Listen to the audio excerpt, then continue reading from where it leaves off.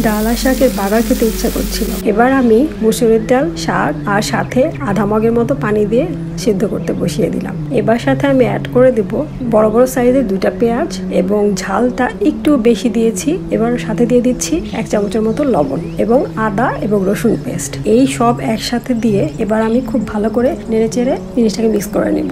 এবার আমি বেশ কিছু সময়ের জন্য ঢেকে দেবো যাতে জিনিসগুলো সেদ্ধ হয়ে যায়, কারণ ডাল শাক দুটাই সেদ্ধ হতে হবে। প্রায় মিনিট 10 মতো আমি সেদ্ধ করার পর আমি ঢাকনাটা খুলে দিয়েছি। এবার নেড়েচেড়ে দেখছি যে হ্যাঁ, দুটাই সেদ্ধ হয়েছে। এবার আমি প্রায় 1 চামচের কাছাকাছি হলুদ দিয়েছি। হলুদটা আমি একটু পরে অ্যাড করেছি, এটার কারণ হচ্ছে হলুদটা শুরুতেই দিলে পরে ডালটা সহজে সেদ্ধ হতে চায় না। এরপর আমি আবার ঢেকে দিয়েছিলাম। এবার ঝোলটাও একটু টেনে গেছে এবং আমার শাকটা এবং এটা প্রপারলি হয়ে গেছে। এবার আমি বাগার দেওয়ার জন্য আমি নিয়েছি তেল এবং সাথে পেঁয়াজ কুচি, রসুন কুচি এবং কাঁচামরিচ কুচি। এটা আমি বাগার দেওয়ার ক্ষেত্রে সাথে সামান্য পরিমাণ 5 ফোড়নটা ইউজ করেছি। আমার কাছে ভালো লাগে, আপনাদের কাছে ভালো না লাগলে আপনারা এটা ছাড়াই বাগার দিতে পারেন। ব্যাস হয়ে গেল। খুবই অল্প সময় এবং খুব সামান্য কিছু মশলা দিয়ে এই সবজিটা আমার ভীষণ পছন্দ।